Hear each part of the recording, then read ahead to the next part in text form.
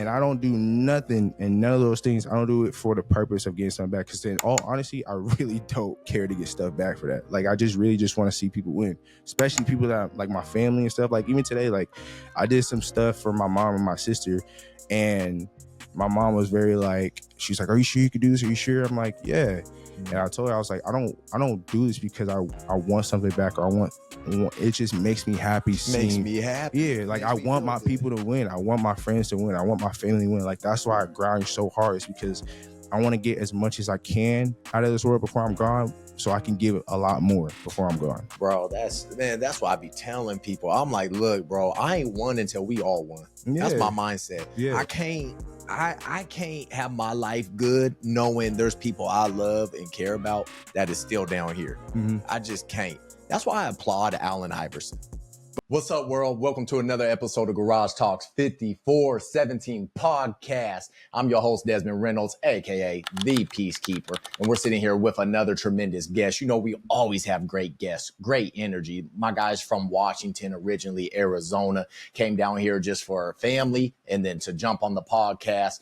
Young man, wise man, full of love, great dude. So I'm honored to have this guy here, my guy OT. What it do, baby? What's going on? What's up? Man, I'm not gonna lie, this is just a good feeling.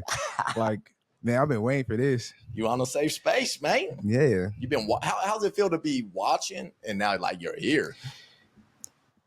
It's honestly like watching it is like,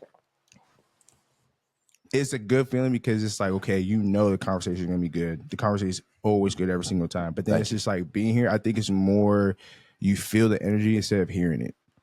You know what I mean? Like, you can, like, from the moment I stepped through, I was like, yeah, I feel it. Like, I feel the space, I feel the energy, the safe. And it's just like, man, I don't know, it's a little deeper than just, you know, watching it on Instagram, because you can still feel it, but it's like not as impactful when it's there present. Because we had this conversation before. We was like, having conversations with people in person is a little bit deeper than just, you know, off of, you know, a screen or on a phone call or whatever. Oh my gosh, yeah.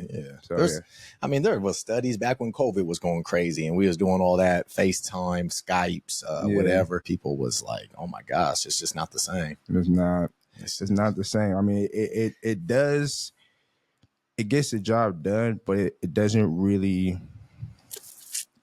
It's not as impactful. Got you. So it's kind of just like bare minimum in a way, like kind of going with the flow. I don't care what they say. There's nothing like this. I'm telling you, it, like, I don't care. I don't know. Ever since I was a kid, I've always been an outgoing person to a degree, but I've always loved conversation, especially with people older than me. I've always been around. I'm an old soul at heart.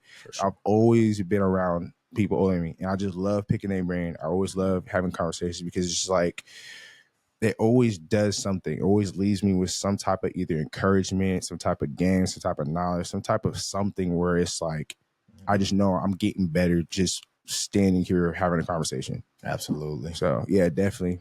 Hey, there's a dope quote. They say you never get old long as you're always learning.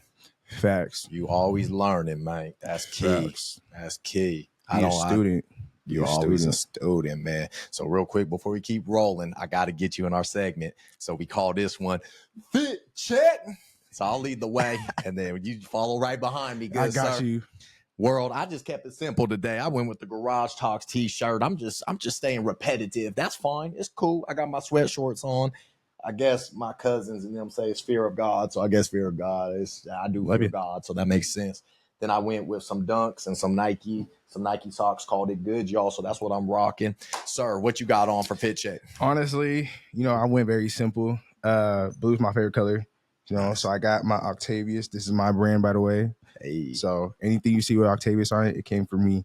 But yeah, just got my full royal blue, you know, set. Got some little Air Max 90s. Yeah, got the gum bottoms. Yeah, I honestly bought these for work, but they're just cool. Like, I don't know, they smooth to kind of wear anything. So I just, you know, throw them on and everything like that. And yeah, it's just, you know, very simple. Got my hair done a little bit. It's frizzing up, but, you know, still intact. Clean. Yeah, you be wearing do-rags when you sleep? Yeah, but I be having issues. I don't know what it is. I don't know if it's because I be like fighting I be fighting demons in my sleep or something because I wake up and it's like the seam line's dead center, and I wake up it's like far right. Be way over. Yeah, or like you remember how T.I. used to tilt his hat to the side? Yeah. My do-rag be like that, and I don't be knowing how. I be in a deep sleep and I wake up, it's just like half off. I'm like, dude, Damn. I know I tied this tight. Right. And it's like, if I do any tight, I'm about to wake up with no circulation in my brain. So I don't know, but yeah, I definitely will.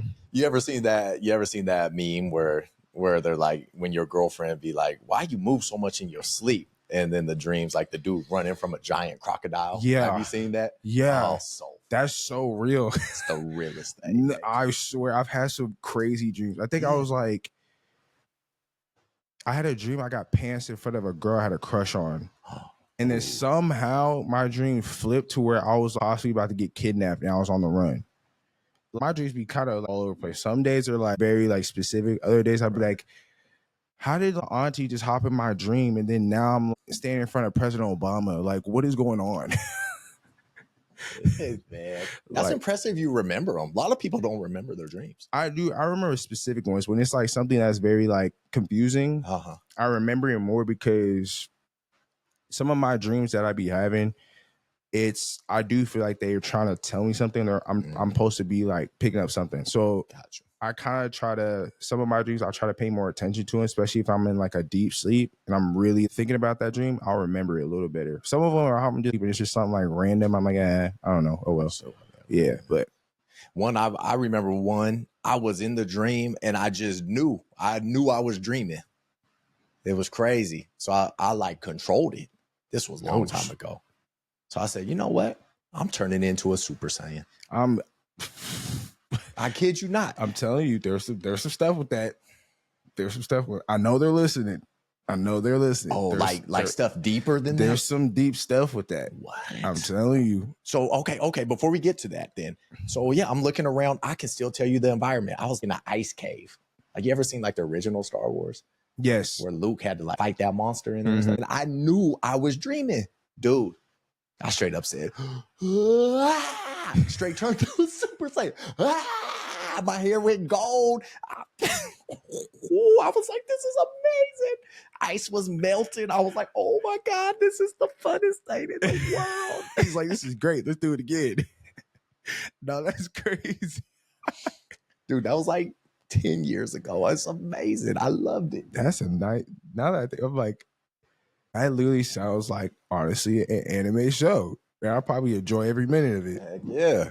That's wow. That's the first time I've heard that. Real talk.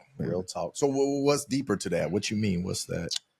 I think, and I recently seen something talking about it, like your dreams are, depending on what's going on, it's like they're either telling you something or like some people believe in it, some people don't. But it's more like they talk about teleportation. Oh. Like that in a way. I'd be like, when you go on YouTube and you watch one video and just get into this huge rabbit hole. Oh man.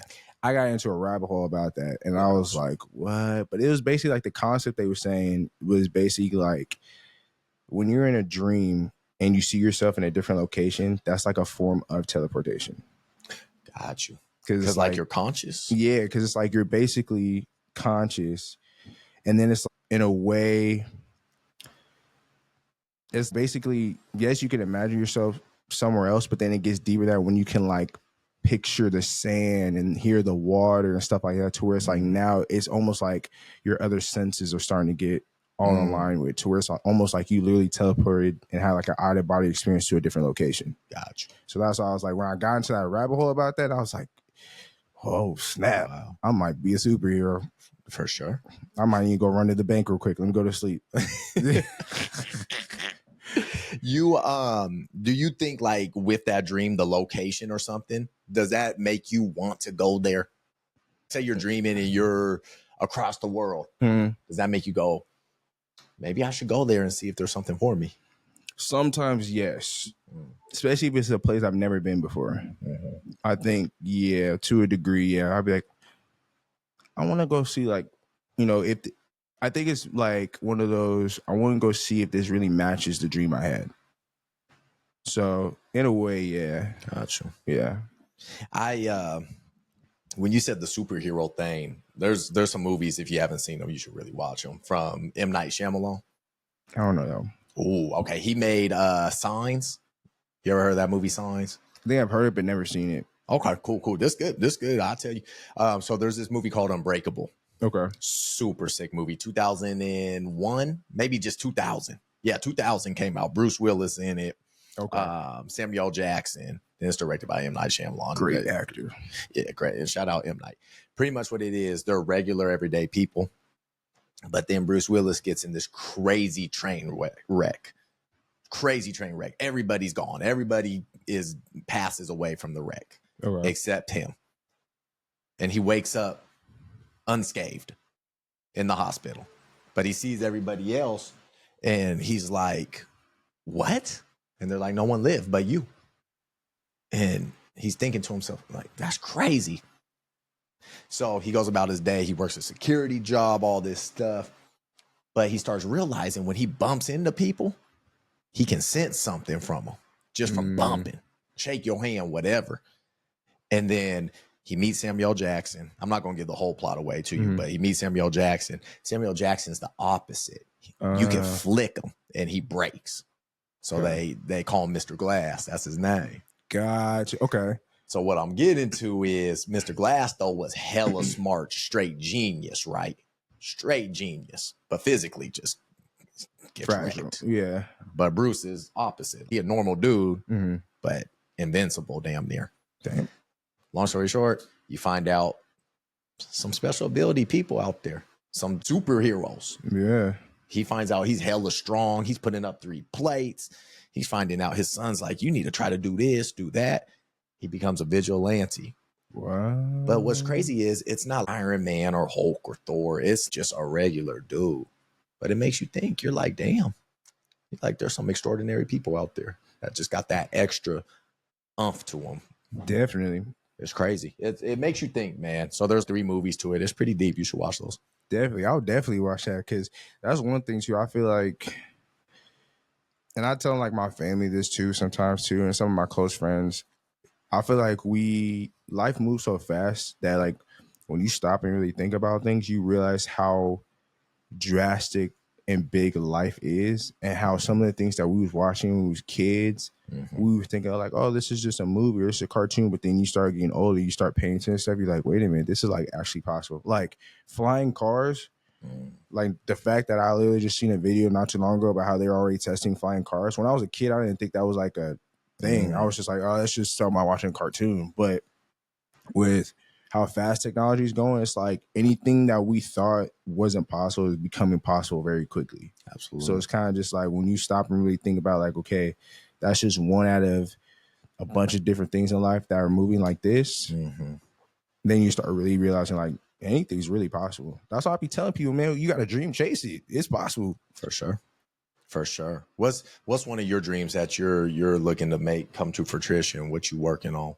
Definitely my clothing brand. I want to, the grand scheme of it is I want to be a designer streetwear brand. Gotcha. Something that's like you pay top dollar for, but you can get behind as well. Because I feel like with Gucci, Louis, and all those different brands, like those brands are all fire. And those brands bring people confidence. And that's what I want my brand to bring to people. Is like when you wear my clothes, it's something that makes you feel confident. It's something that you like, for the guys that wear certain pieces, they go out and be like, if I wear this piece, I know I can go get a girl when I go to the club or when I go here. I know, like, it just brings that energy out of you. And I've always liked that. But I feel like I could bring something new to the table. Not just with that, with something more to where it's like, okay, I'm a brand that brings you confidence, but I'm also a brand that supports the people. I'm also a brand that supports the community. Because to be honest with you, I don't know when's the last time I've ever seen any of those top brands really do something for a community. Like really like, oh, we got a Louis V backpack giveaway. Like, and I'm not saying like all the merch got to be, designer stuff, but like seeing the brands put their money back into the community. Because at the end of the day, you take it so much from us, but what are you giving back to us? So I feel like I want my brand to be something that's like, yeah, I may charge top dollar for it, but your dollar is also going to go to us rebuilding a school, or your dollar is going to go to us, taking care of this family that, has something happen. I want to be able to pour into people as much as they pour into and support my brand. Absolute. Yeah. It seems a lot of big brands, the closest they do to that is send it to the clearance store. Yeah. After a year, it don't sell out. Let's send it to the clearance store. Yeah. And it's like, most people, when it comes to business, people support a brand that they can relate to. So it's kind of just, okay, if you're not in the community, or if you're not trying to help the community, like, there's a gap between it. You know what I mean? But I feel like people stand more behind something that they're related to. Like, even with music, everybody's favorite artist is their favorite artist because they can relate to the music or the stuff they're saying. I feel that kind of goes with a brand, because somebody told me when I was first like really going into business and trying to figure this out, he was like, when you come up with a brand, you come up with what it stands for, it's got to be something that people can relate to. He's like, once they relate to it, they'll be stuck with you. That's how you really get your loyal fans and your loyal supporters, is because they feel they are attached to you. So I was like, okay, if I'm going to do that, I want to make sure I can, like, not only provide them with something that's going to, again, give them confidence, but I want to be able to support and build things, because that's how a brand outlives the person. That's how something outlives, wow, the families. Is like, everywhere, I want to say everywhere you go, but like in most states, Louis V stores, Gucci stores are everywhere. So it's like, it's gonna always be, there's always gonna be something that's sought after. And I want to do the same thing, but just in a deeper way. Yeah. So I mean, do you think like mental health? Do you think spiritual? Do you think you're gonna have quotes on your shirts? What do you kind of vision with that? I definitely want to put some quotes on there, every so often. I think only reason why I probably don't want to oversaturate it with quotes is just because, I mean, there's like certain things with it, but I don't know. It's like sometimes putting a whole bunch of quotes on a shirt kind of oversaturated to where it devalues the quote. And that's just kind of like fair. Me personally. Like, again, we talk about like it's better to talk to somebody than like to see something in a third party where it's like on a screen or a t-shirt. Because sometimes, like, obviously I definitely will put certain things on the shirt for sure, like deeper things, but I don't want to do the regular like work hard, play hard. We hear that all the time, you know what I mean? But I want to be able to say something like that in a different way.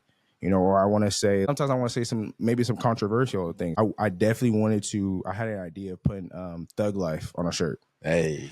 And as much as like people are like, oh, that's cool, but like, what for? I'm like, because I feel like it can bring a conversation. Because for me, like, I've been around and I know people that, was a part of street life and anything like that. And as much as there's like negativity to it, I also do see that like you got to give them their credit a little bit. Like, they're doing stuff at all hours of the night for a specific goal to get themselves in a better situation, but they're going to like the most drastic measures. Like, who else is going to stand outside for hours and hours on end? Like, most of us don't even like going to our 9 to 5s, and we're only there for 8 hours, 4 hours. And you're talking about people are going to be outside in whatever weather for 12 hours, 14 hours, just, you know what I mean? Like that, for me, that's like something like, okay, they have the motive, they have the drive. It just might be pointing in the wrong direction. Misguided. A little bit misguided. So that's why I feel like putting something like that on a t-shirt, because again, let's just be real. Certain races look at that term as like, oh, you're a thug, you're this and that. But it's like when you bring up the conversation and you start talking about it, it's like, yes, they maybe do something that's quote unquote wrong, but the motive and the way and the purpose of what they're doing it for is in a way correct. It's just, now we just need to give them information to where it's like, okay, you got the drive. Now let's put you in this room or let's put you in this business and have you do the same thing. You'll blow up like crazy. So you pretty much saying someone out there slanging 12 hours. Yeah. Long as if they could point that energy in the right direction, whether it's go to school, start your business, whatever it is, they would rock it. Man, they would kill it. Now, in all honesty, some of the, like, And in certain aspects, certain people that like haven't been known for doing that become amazing businessmen. Absolutely. Just because it's just like it's that mindset. Like business is cutthroat. Business is very like there's no emotions to it. It's either gonna bring a dollar or it's not gonna bring a dollar. So it's like when you're in that life, that's kind of like the same thing. You're not outside to just be playing around. You're outside to make a dollar. So you can go home, do it again, but get enough to where it's like, okay, I'm at this level where I finally made this amount of money. I don't got to do this no more. So kind of same thing with business. Like the whole purpose of having a brand or having a business, like I want to make a dollar and I want to make a high value dollar. So how do I do that? Well, you can't be emotional for one. You can't be crying all the time about certain things just because something doesn't work out. You got to figure it out. You got to problem solve like that. So it's true. Yeah. It's but don't they say like, and I'm just speaking from what I hear. Oh yeah, for sure. What messes a lot of people up when they're living that life of slanging or just being out in the streets, they don't know when to stop. Mm-hmm. Is that true? It can be, yeah. And I think that's one of those. I think it's one of those things that what's possible, they still deem as impossible. Ooh, because of the environment? The environment, because they might not have been exposed to seeing something like that. That's why I think it's important to, like, again, like goes back to like the stuff I want to do with my brand. I want to be able to provide opportunities for people in those cities, amongst those environments in those situations, be able to like go to a different country. Because it's like for me, like when I've been out the country 3 times for basketball reasons, and each time I went over there, it was like a completely new world to where like when I came back, I thought of things differently. So I feel like in that situation, for those that go through that, it's like they don't know how to stop because it's like they don't really know anything else. Like no one's really like told them like, bro, you're good at this. Let me show you how to do it. Because in all honesty, certain things, if they were to see, okay, let me go into this field and try it, and they realize like, oh, this is a cakewalk. I do way worse stuff on my daily, every single day trying to get some money. And you're telling me all I gotta do is this to get more money? I'm rocking with this. So I really just feel like it's just more of like you just gotta kind of give them the opportunity, expose them to it, at least give them a chance to choose. Because in a lot of those situations, they don't have a choice. That's true. To of course, there's levels to it. I'm blessed with the life I was given and my parents, but I will say there was certain parts of life where I just didn't know better. Yeah.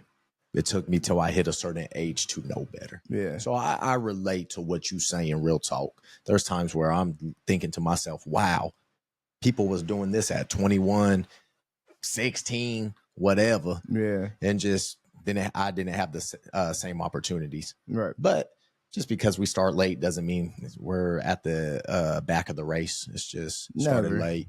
So I feel you. Yeah. And I definitely see, I think that's huge. I think the environment needs to increase when it comes to people getting in trouble. It just sucks, OT, because freaking social media, bro, we be glorifying stuff. And I be looking, I'm like, guys, no, this isn't good. We got to glorify other stuff. Social media is... it just killed me, man. It's social media is probably something that's so misused. Like, if you want to make money on social media, you can make money on social media. You could change your life in social media. And I feel like that's what it is. It's a tool. But I feel like certain people, instead of using it as a tool, they use it as a mask or a cover, because they're like, I go through something in my daily life and I don't want to face it, or I keep running from it. So I'm going to just hide behind social media. I can that dopamine. Yeah, because at the end, and it's like, for people that want that instant gratification, they get it from that. And it's like on top of that too, it's like, okay, you could be whatever character you want on social media.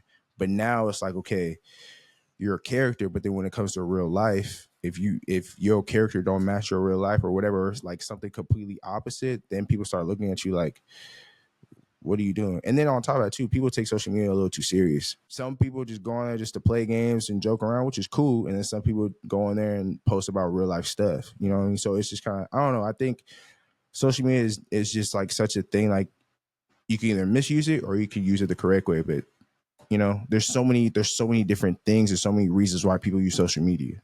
So there's a right way to use it and a wrong way, you think? 100%.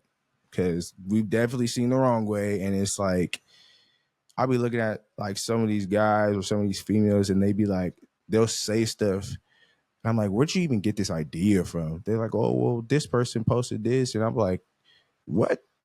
So this wasn't even something that you may or may not have wanted. You just seen somebody do it. And now you feel like, oh, I'm going to go do it because it looks great.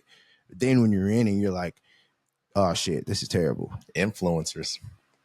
There it is. And that's like, for me, even with like the videos I do and stuff like that, I tell people all the time, like, if what I say is relatable and it works for you, great. If it don't, it don't. No problem, no harm, whatever. But I'm also not going to go on social media and be something I'm not. Because at the end of the day, when you see me in person, I'm exactly the same.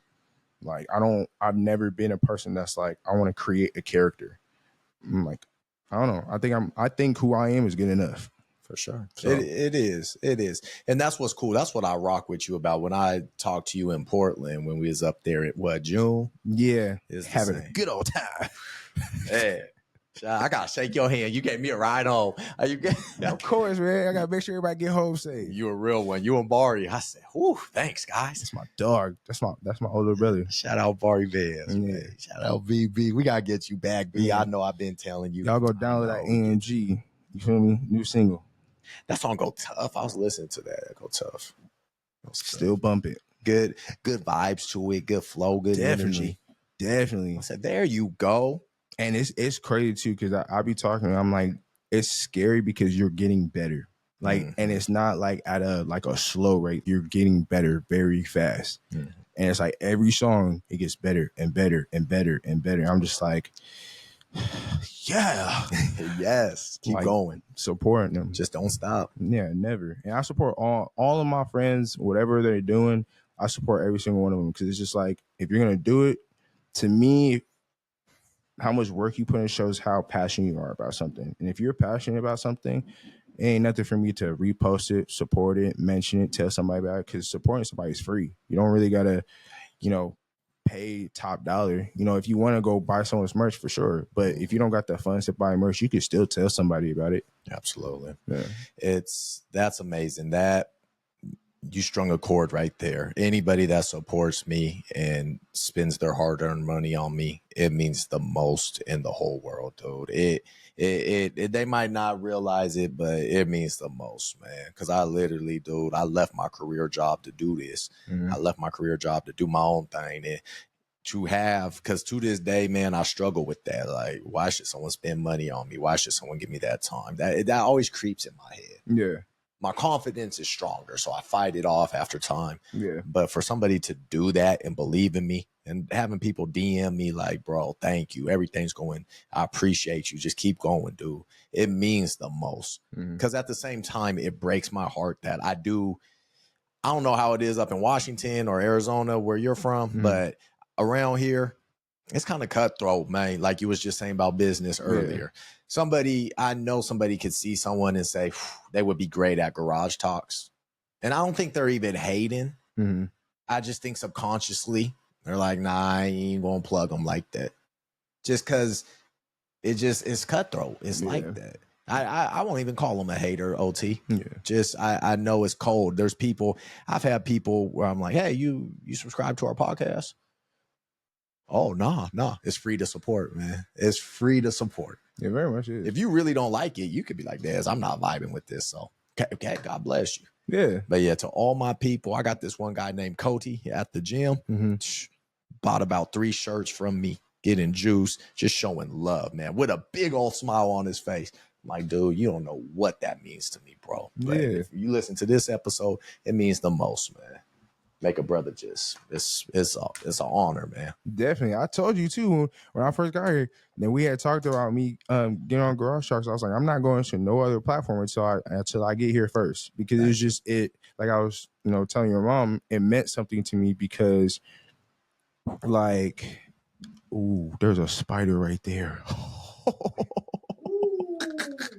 Yo, y'all just caught my reaction live.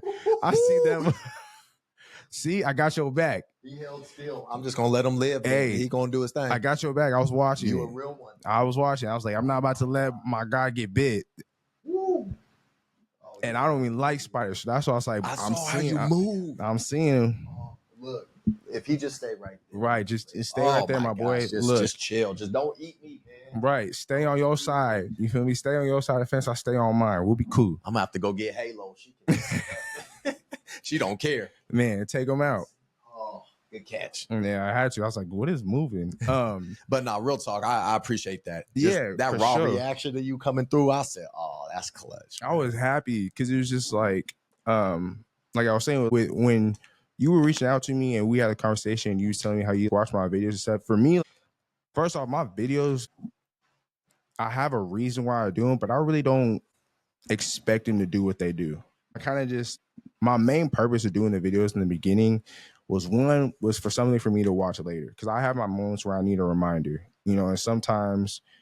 A reminder of what? Remember who I am sometimes. Life moves fast. There's so many distractions where you kind of forget your potential a little bit, or you sometimes run into people that, they might make you feel a little small. They might make you feel a little less than what you are, and that comes into like, even sometimes in business, if I go up to somebody that's got a $5 million business and my brand hasn't even touched a rack yet, certain people may feel a little small, but then it's like, okay, I have to remind myself, just because I'm not there, it doesn't mean I'm not going to get there. He may have more experience, he may have more knowledge, or whatever the case may be, but I still got to be able to have the confidence to be like, you may be having more than me, but I still feel like I deserve to be here. I still feel like I should be here.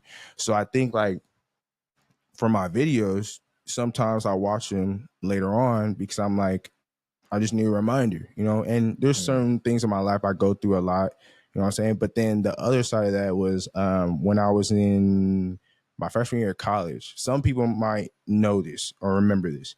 My freshman year of college, I used to do this thing called Ray's Late Night Thoughts, like on Snapchat. Like, because I used to, like, I don't really sleep a lot. Like, I do sleep, but I don't. And I just be up thinking, like my brain's always moving at 1,000 miles an hour. That's facts. Not to interrupt, but I be seeing your little green dot on the ground. Yeah, I just be that brother acting right now. Yeah, I'll be up with you. Like crazy. And it's just like, sometimes I really just be thinking about stuff. Like I'll be thinking about, life. I'll be thinking about deep things. I'll be thinking about like, how am I going to get this goal or whatever. I just like, I'll be thinking all night long. And it got to a point where I was like, I had some of my friends, they'll reach out to me when they have some type of questions or they need some advice. Or, I've had some friends like when they're in relationships, they're like, bro, I don't know how this is going to work. Like, what do you think? So I got to a point where I started like late at night. If I think it's something that I'm like, okay, this is actually kind of like solid, I'll post it on my Snapchat story. And I just used to always hashtag Ray's Thoughts, Ray's Late Night Thoughts. And I did it for a little while. Then I stopped doing it. And then I reminded myself, I was like, you know what? I do enjoy helping my friends when it comes to like giving advice. But I was like, but how can I do this same thing that's just me at my core? How do I do this but to the masses? And so I was like, you know what? I just use social media. That's like the best way to reach people in different places. And so even like when I was going overseas too for basketball, and I would talk to some people out there, and I have friends in Germany, they still will hit me up. And now that I'm posting videos and stuff like that, they're like, bro, it's this, you don't understand. Like somebody at my gym just watched your video. They have no idea who you are. They've never seen you before, but they literally just watched your video. And for some odd reason, you did something to them to where they just feel different. So it's like the best. Once I started getting like that type of love back, I just kind of was like, all right, I'm gonna keep doing this, And again, I don't really do it for the reason of like I'm trying to get paid off it. Like obviously that's a cool thing, but I really just do it off the love and just off of the simple fact that like hopefully something I'm going through right now or something I learned today may help somebody else. Even if I don't know you, at least I know that I inspired you. And that's honestly what I feel like my purpose in life would be. Because Nipsey Hussle was a huge role model to me. And I remember he specifically said that he read that the highest act of a human being is to inspire. And I just took that and ran with it. It was like, I feel like that's what it is for me. And I've been thinking that way since I was in high school before I even could put words to it. Always just in there. It was always just me. Like I was always like that. So your videos in a way, they're the videos you're posting damn near every day, would shout out to your consistency. I really appreciate your consistency. Thanks, man. You know, I'll be trying. I'll be going through my moments here and there. I'll be on my little dry spells and I'll be like, crap, I gotta put a video out. What did I go through today? I gotta feed the algorithm. I gotta feed them. I hate that. I really hate the fact that we gotta, like, when it comes to social media, you gotta dive in so much to an algorithm. Like, I'm like, bro, I don't feel like hashtagging 50 times where it has to be specifically this. Like, I don't feel like I have to like post at this specific time at night or this specific time in the morning. Like, it gets annoying because I feel like it takes away the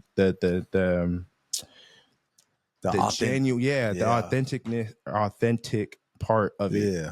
So, but no, I agree. That's why I'm not a fan of people always recording when they're given to somebody in need. Mm-hmm.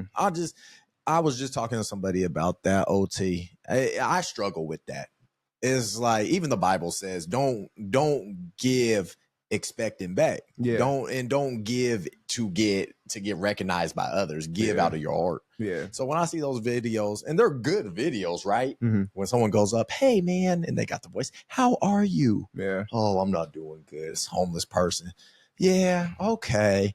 Well, they do their little act, and then here you go. Yeah. Here's $1,000. Yeah. Which is great. Yeah. But at the same time, in my head, I'm just thinking, do we have to put that on video? Because Jim Carrey said it best. He said, imagine you being homeless. Some dude come up to you. Yeah. Hey, how you doing? And you're looking up to him, and they have items you need, and you gotta take it. Yeah. But guess what? They got a camera right here. Yeah.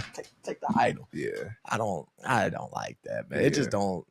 You know, God bless those people, but it just don't. I don't know. So I feel you on that with the algorithm and stuff. I think it's like, yeah, and it's. I've seen a few of those videos, and I'm just kind of like, and even then in those videos, I feel like they do like the bare minimum, like the bare. Like, to be honest with you, and I've only told like one person this.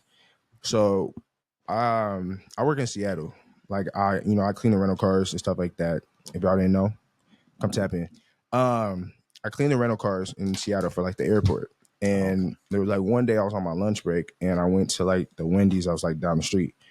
And I remember just like this one homeless guy was in there. And usually, like, when I see homeless people, like, I don't bother them. You know what I'm saying? Like, if they need something, I feel like the urge to do something nice because I'm seeing like, okay, first off, they're like within their right mind. They're actually, going about it respectfully. They're just trying to get by.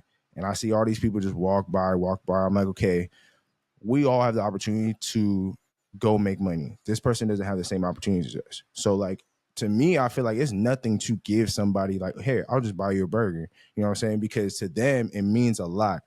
But to me, it's like, I mean, I could buy a burger tomorrow. So that's why I don't feel like that's like, when you were talking about like people always feeling the need to record that, I don't feel like that's really record worthy in a sense of like, you don't always have to put out the good deeds you're doing. Because at the end, like you said, if you're doing it for the purpose of getting something back, it's not really a good deed. For me, it's like, so like when I was going to Wendy's and I walked in, I seen there was a homeless guy in there and he was just chilling, and I kind of sat back and just like, watched the scenery because I'm very observant when I'm, outside in public because stuff always happens. But I seen that he was just very respectful, and I just seen that he was nice, and he was very like cool, calm, and collective. And I went to go get my food, and he had asked me a question. He's like, look, I really don't like doing this. He's like, I've been here for a while. He's like, they keep trying to threaten to kick me out. But he's like, to be honest with you, do you just have like $1? And I was like, yeah. I was like, but what is it that you need? Like, is there something that you need help with? Like, what's going on? And so we ended up having a conversation, and he was just saying like how he was just down bad, and he just really just wanted $1. And I was like, have you ate, bro? Like, I know you asked me for $1, but like, honestly, like, I could get you some food. It's okay. So I ended up buying him some food. Long story short, I told him, I said, okay, here's what I can at least try to do. I said, do you really want to be in these streets like this? And he was like, no. And I was like, all right, here's what I can do. Because I'm cool with everybody at my job. I was like, if you come up to this spot, either today, tomorrow, whatever, come find me and I'll see if I can get you a job. Oh, wow. And he was like, He was like, for real? I was like, yeah. I was like, I don't know what I can do, but at least I could try. I was like, because at the end of the day, if you really don't want to be in these streets like this, and you really want to get yourself out of it, I was like, it is a job. So you still got to be accountable. You still got to put in the work. But at least I could provide you with the opportunity to do so. And I was like, do you got a phone? Do you have anything like how, do you have a way to contact me? He was like, no, but he's like, I go to the library and I use their phone sometimes. He's like, can I get your number? I was like, all right, cool. So I wrote down my name, wrote down my number. He wrote down the date so he can remember. Wow. And I told him, I was like, all right, call me when you come up there or just call me. And, unfortunately, he never called and stuff like that. But at that moment, I just felt like he saw the job description. He's like, yeah, he's like, nah, I don't want to do that. I'm good, but cleaning cars, got to deal with all these rent now. But I feel it. I feel it because some days I don't be wanting to go. But it was just like at that moment, I felt like something in my heart was just like, all these people walk around, they struggle, they have their own problems or whatever. But sometimes somebody just needs a chance. Somebody just needs somebody to see them and be like, I'll give you an opportunity. And that's what happened to me. That's, at my work environment, my boss, who I ended up being really cool with, his name is Houston. He kind of promoted me. He gave me a promotion. And it was really based off the fact that, like, obviously, I work hard and whatnot, but he was just like, I see something in you that I was like. He's like, when I was getting my promotions, he's like, my boss just, gave me a promotion because he believed in me. He's seen how hard I was going. He's like, and with you, he's like, I see the same thing. You just need somebody to believe in you. You just need somebody to give you a chance. And I told him, I was like, to be real with you, I wasn't really looking for a promotion. I'm just trying to bleed these guys dry, get as much money I can out this job and be out of here. I got other aspirations. I was like, I'm really just trying to bleed these niggas dry. That's all. But it meant something to me because he was like, I see that you just need a chance and I want to give it to you. And so I was like, all right, bet. And so when that happened, I was like, you know what? If somebody gave me the same chance and same opportunity, same belief, why can't I do the same for someone who literally has nothing? Pass it along. That's all it is. That's how the world goes round. I'm telling you. And I don't do nothing and none of those things. I don't do it for the purpose of getting something back. Because in all honesty, I really don't care to get stuff back for that. Like, I just really just want to see people win, especially people that like my family and stuff. Like, even today, like, I did some stuff for my mom and my sister. And my mom was very like, she's like, are you sure you could do this? Are you sure? I'm like, yeah. And I told her, I was like, I don't do this because I want something back or I want it just makes me happy. Makes me happy. Yeah, like I want my people to win. I want my friends to win. I want my family to win. Like that's why I grind so hard. Is because I want to get as much as I can out of this world before I'm gone, so I can give a lot more before I'm gone. Bro, that's why I be telling people. I'm like, look, bro, I ain't won until we all won. Yeah. That's my mindset. Yeah. I can't have my life good knowing there's people I love and care about that is still down here. Mm-hmm. I just can't. That's why I applaud Allen Iverson. That's my favorite basketball player of all time. For real? That's my GOAT. I applaud him. A lot of people like, oh man, see there, he paid for it. No, he helped his people. Yeah. I'm sorry. That's how I see it. He helped his people. We all know the infamous story. They all drained him of his money. He had to wait till he got his 50 mil at 50 or whatever. He helped his people. He saw his people struggling, his people from the hood. Sure, could have he managed it better? Okay. But he looked back and said, look, I'm not leaving y'all. Yeah. I love that, man. I love it. Salute to AI for that. And that's how I think. That's how I feel. I can't sit up here and look down on someone. I just can't do it. It just don't. I don't think anybody should do it. And that's man, OT. So, and when I go, so I'll tell you crazy story. I took my cousin to Mexico last year. Hey. We went together. I mean, he paid his part, but I set up I said, hey, here's the trip. Boom, boom, boom. We're gone. He never been out the country. Okay. So we get out there. I still to this day remember how happy he was to be on that damn beach, bro. And it was just one of my cousins out of many. Mm-hmm. And I'm like, dude, see there, I want my whole family out here like this. Yeah. I never forget how just free he looked, how happy he looked. He never been out the country, never traveled that. Yeah. Dude, his eyes, he was so happy. He's like a kid again. Made me a kid. I said, see, this is life. This is life right here. Yeah. Get out, chill, live. Man, so that's how I think too, man. I do, and it's crazy that you mentioned Allen Iverson too, because even in like in that situation, I've seen it happen with other people. I feel like it just kind of sucks because when someone like that is like giving, I really feel like we got to hold the people accountable that did wrong by him more, because it's like, okay, if he's giving all this money out to these people and trying to help them, and they're constantly draining him and not doing right by him and doing, why do we point the light on him instead of on them, like, and hold them accountable? Like, why would you do this to somebody like that? You know what I mean? Because I feel like a lot of times, especially in today's how things work, accountability is probably one of those things that a lot of people don't do. And if people did it, a lot of stuff would change. Like, so much stuff would change at a crazy rate if people were just accountable. That's all it is. Or just hold other people accountable. Like, all my friends know, all my friends, my family, I always tell them, when we're in public and somebody does something wrong, do not check them in front of other people. Because especially if we're in a public situation, we got to look like a unit. But when we go back home, don't ever put us in that situation again. Don't ever make that mistake again. I'm going to tell you where you're wrong. I'm going to tell you fix it. But when we go back outside again, don't do it. But it's all still, you got to hold people accountable, because if you don't, stuff is never going to change. Things are never going to get better. And now we got, like we were talking about earlier, we have social media was filled with so much toxic stuff that it's just like, nobody ever wants to hold nobody accountable for it. They just like let it happen. And then it's like, well, then the more you let it happen, then you wonder why you got people dying between the ages of 20 and 30 at a stupid high rate. You got children that are dying. You have all this stuff that's not supposed to be happening, and nobody's doing nothing about it because nobody holds nobody accountable. So it's just like, I really feel like if that was like the thing that people really focused on, things would be a lot better. That's rap. He got it. He got it. It's a rap. It's true. Yeah, it's just like I don't know. And I think of things differently, but it's just so odd to me how people can really just like be okay with that. Like, I don't know. I've never been that person. Like, I don't like being around certain things that don't, if it don't rock with my morals or tries to put me in a space or put me in a possibility where somebody looks at me the wrong way, I don't want to be around it. Like, if you're gonna be around me, we gotta have an understanding. Like, I don't expect nobody to be perfect. Everybody makes mistakes, but I do expect you to try. I do.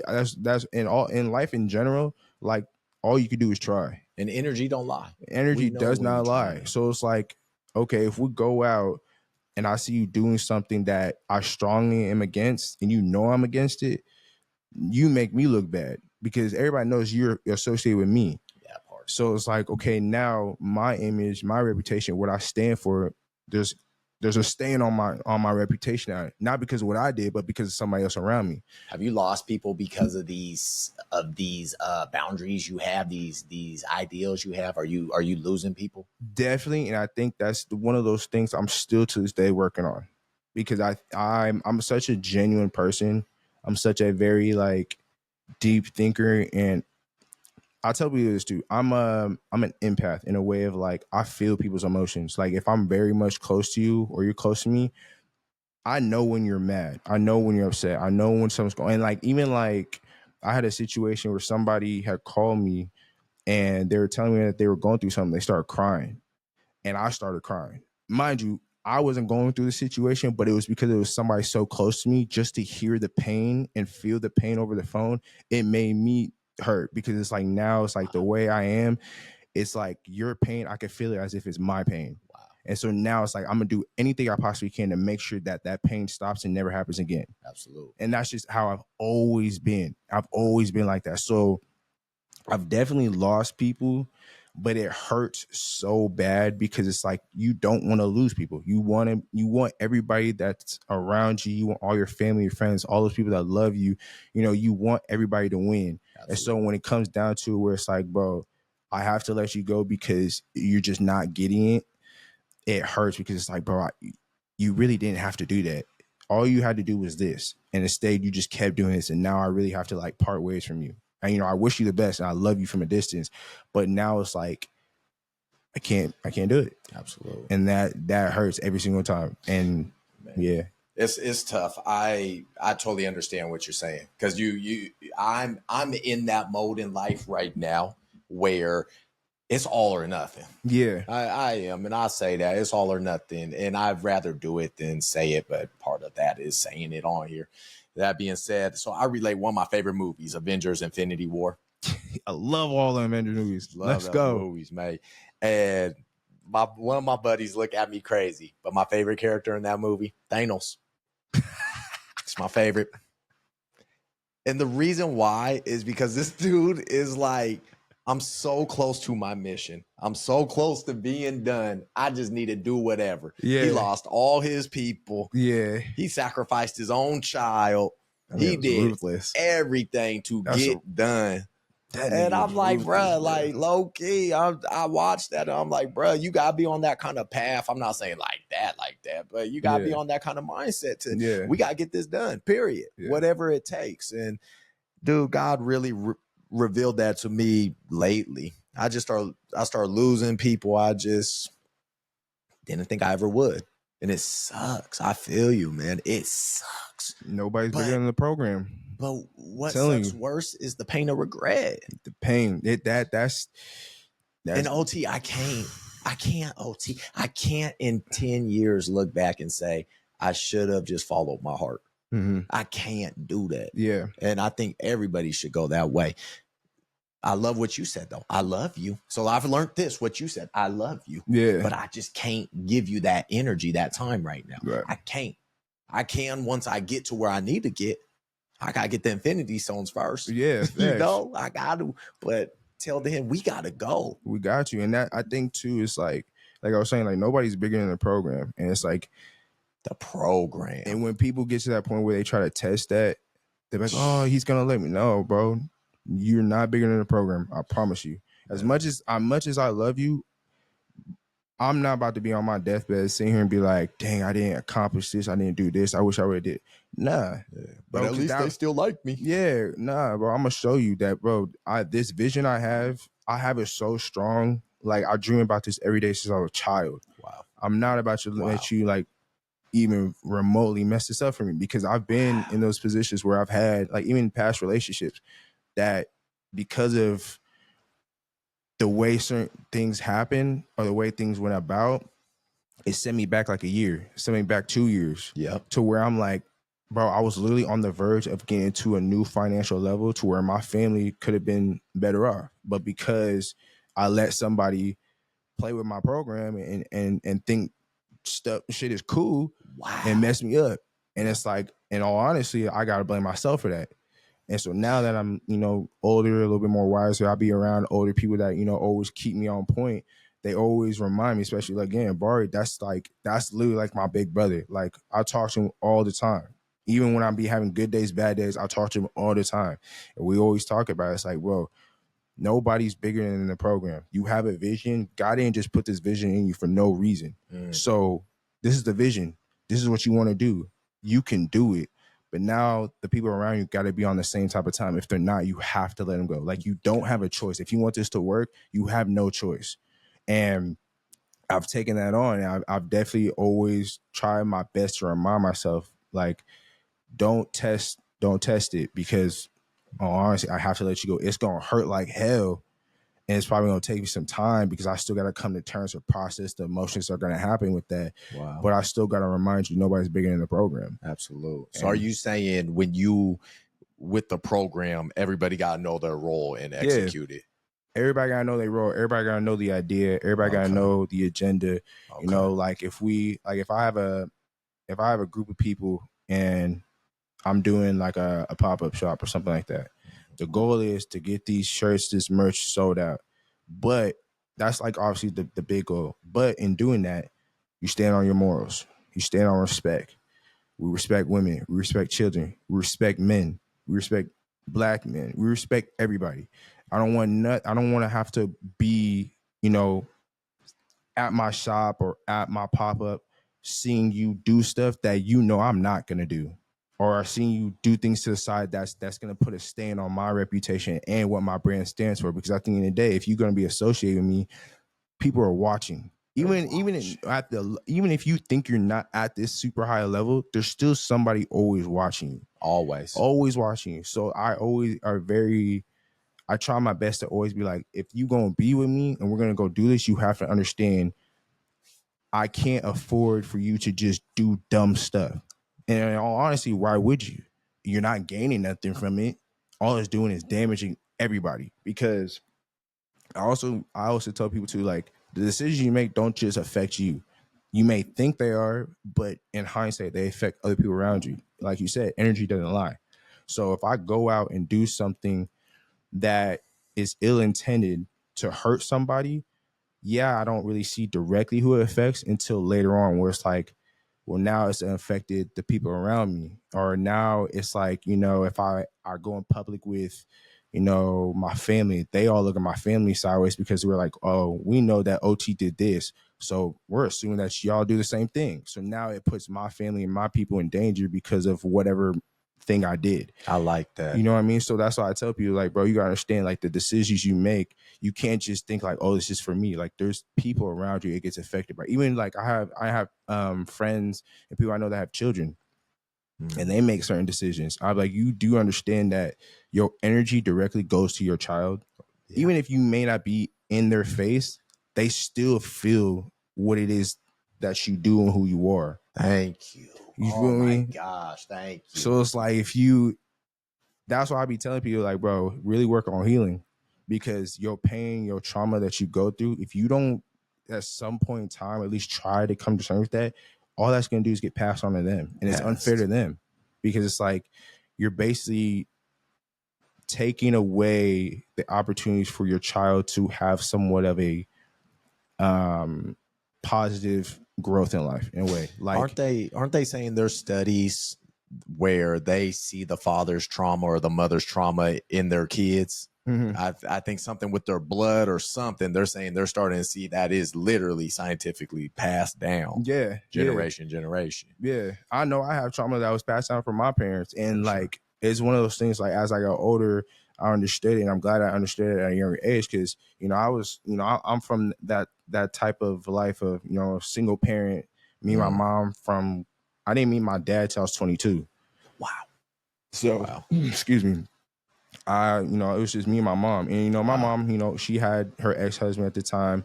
But even then, it didn't really do much for me, because by that time that he had came around, I was already older. I think I was 15 years old when I told my mom's ex-husband, I specifically told him, I want you to marry my mom. Wow. And he was kind of just like, thanks, but what made you say that? I was like, because at the end of the day, I see how happy you make her. And I was like, and then be honest with you, like, I've been the man of this house since I was 2. And if you come in and you make my mom happy, that's all I could ask for. Like, you don't gotta do nothing for me. I'm not asking you to be my dad. I'm not asking for anything. I'm just asking for you to basically keep a smile on my mom's face, because I'm not always here. So that was my thing. And then, as I got older, I still held on to that man of the household and stuff. But I've definitely learned, like, there are certain traumas that have been passed down to me, and now I'm still working on them, of course. But now I feel like I'm in a better place of, like, not only do I understand it, but I'm putting in the work to remove from it. And hopefully, when my kids come along, or just even my friends in general, I can help them and show them the game that was taught to me. Well, respect to you for diagnosing it. Yeah, I always remind people, you if you have a problem, you have to diagnose it. Yeah, a doctor can't help you unless you're diagnosed. Yeah, you have to diagnose your trauma, whatever you're going through, and work on it. Mm-hmm. I believe in generational trauma. I believe in trauma going through, but what I don't believe in is just using that as an excuse. Yeah, you feel me? I see so many people. I got trauma, and bruh, it's like, okay, what are we gonna do about it? How we gonna do? And I ain't talking just counseling. What work are you putting in? You a basketball player, you can't just go to practice. You got to work one-on-one. You gotta go to the park. You gotta go do your thing. So what are you gonna do to improve yourself when the lights aren't on? What are you gonna do? Shoot, I'm broke. What am I gonna do about it? Because I sure as hell don't want to stay like this. You got to get up and figure it out. That part, bro. I've always been like, anybody that knows me will tell you firsthand, I am a solution-based person. Okay. There's not a single problem that doesn't have a solution. The way I look at it is, every problem has a solution. You just got to find it. That's all it is. You just got to find it. So if you're sitting here telling me that you got trauma, and I get it, I've never like devalued or made anybody's trauma feel like, oh, that's nothing. Everybody got trauma. Everybody deal with trauma differently. But what are we going to do about it? What are we going to do? Yes, we could talk about it for sure. Let's talk about, break it down. But after we do that, what the hell are we going to do about it? Because I'm telling you right now, I don't want to hear about the same trauma every week for the next 15 years. Because then I'm going to look at you and be like, bro, you're never going to change. You're never going to elevate. You're never going to get to the goals you want until you actually decide to be like, I want to change this part of me. I want to change this piece of my life. I want a change. All you got to do is want it and try. That's all it is. But people like put so much into it. They put so much. They're like, oh my, you know what I mean? Like, and I think too, it's like, I think people also like think sometimes, again, I think social media kind of has a way of influencing with this, is that instant gratification of like, oh, I have this pain and trauma. I need it to be fixed tomorrow. And it's like microwave mentality. Honestly, that's never going to happen. I promise you. Because once you make a decision of like, I want to change this, and you start putting in the work to do it, it's harder putting in the work when you're trying to change it, because now it's make you face it. It's make you go after it head on. You can't just run from it. You can't hide from it. Now you really got to face them demons. Like them demons is scary. It's going to bring up trauma. It's going to bring up, and it's like, sometimes I feel like people don't realize that your physical body is connected to your trauma and your emotions, to where it's like, you know, when you go through some traumatic stuff, your body and your brain has a tendency to like shut it off or like shut down, because it's just like, this is too much. We got to figure out how to defend ourselves. And that's what happens sometimes. Your body will shut down and be like, or it'll block it out to where you forget about it. Yeah.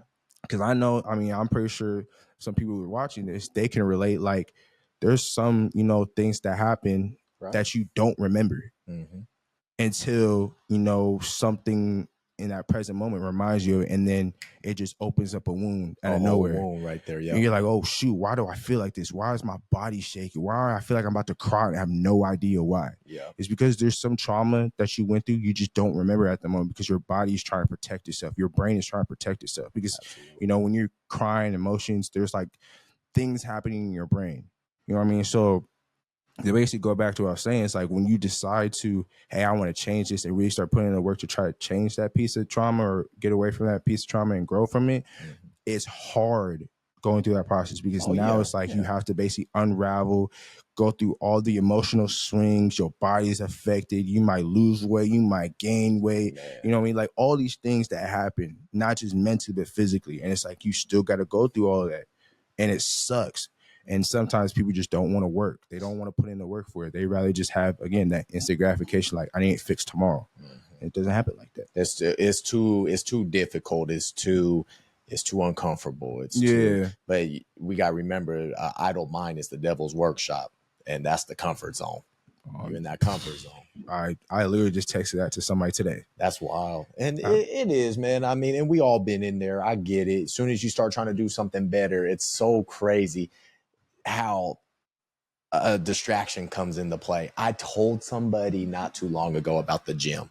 They started working out, and I said, careful. I ain't trying to scare you, but the enemy is going to throw stuff at you to discourage you, to stop you. Bruh, like I said that, OT. I mean, I meant it. Don't get me wrong. But then 2 weeks later, this came up. That came up. This. And I was sitting there. I said, my bad, bro. I wasn't trying. No. You warned me. You didn't speak it into it. You warned me. Yeah. And I'm trying to get my life right, trying to get in the gym. All men, all young men, everybody, stay going to the gym. Take care of yourself physically, for real. It starts right there. That'll help you a lot. Oh, what? The gym is like... That's just... I'm not saying you need a six-pack and lifting a bunch of weight. I'm just saying just start exercising. Don't even work out. Exercise. Just get your blood moving, fellas. Ladies too, but fellas... Since I'm a guy, fellas, get out there. Boy, you could play pickleball. Do something. Just get moving. Go for a walk. Get your blood moving. Get something. Blood. Make that watch be like, good job. I don't know. That's great. And you know what's even crazier? And I heard this on a video. Shout out to B. Simone. and I think what's her name? Light skin Keisha. Yeah. Oh, okay. I watched the video and they said something that to this day is still kind of like a powerful thing to me. She said the only reason why the enemy tries so hard to stop you is because he believes in you. And I didn't, at first, I had no idea what that really, really, really meant until I really dived into it. And it's like, if you really think about it, like for me, for example, don't know my potential. I know I have a high level of potential at certain things, but I don't really know my potential. There's only two people that know, or I won't say people, but there's only two things that know your full potential: God and the one opposing God. But the enemy that knows your potential, he knows what you're capable of. So he's going to do whatever he can to stop you, because he knows that if I don't try to stop you, you're going to literally accomplish everything that you set out to be, and it's going to fuck up my whole plan. I want this world to go in flames. And I know that you have the potential to literally stop that. So I have to throw stuff at you. I have to distract you. I have to throw these demons at you. I have to make you feel small. I have to make you feel like you're worthless. I have to make you feel like every single day you don't want to be alive. Like, I have to do that because I believe in you, because I know what you can do. So I be telling my friends, like, when they go through things, I'm like, bro, do you understand? Like, this has to happen to you because you are that powerful. Do you understand? Like, this has to happen to you because you are that capable of literally changing your entire bloodline, not just for you and the bloodline that's alive, but for the bloodline that's going to be alive even when you're gone. Like, you have that in you. Everybody got a little piece of God in them.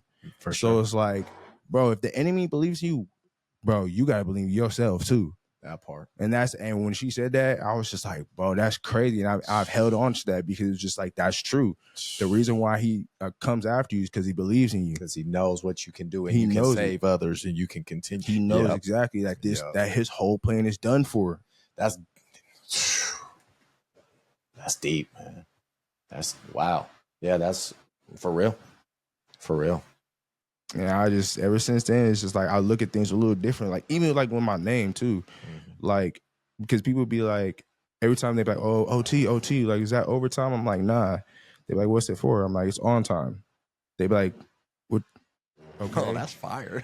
They be like, what's the like, what do you mean? I'm like, you gotta understand. I was like, the part of the reason why I changed my name, because I used to go by Ray. Like, that's like my nickname. Go by what? Ray. Okay. Yeah, that was my nickname. Like, most people that know me from like 5 years ago, that's when the name I went by. But I changed it because of, there was a summer where I was just having a lot of bad shit happening. Like, I'm talking like, it wasn't like a lot of like catastrophic things, like a lot of death or nothing like, but it was just like a lot of little stuff that just kept happening. Like, it's like one day my tire blows out on the side of the highway.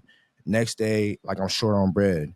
Next day, I don't got food today. Next day, I'm having problems on my job. Like, it was just like a lot of little stuff, but it happened so often. And I was just like, bro, what is like, I don't understand this. And I just remember one day I was like, you know what? Were you living right?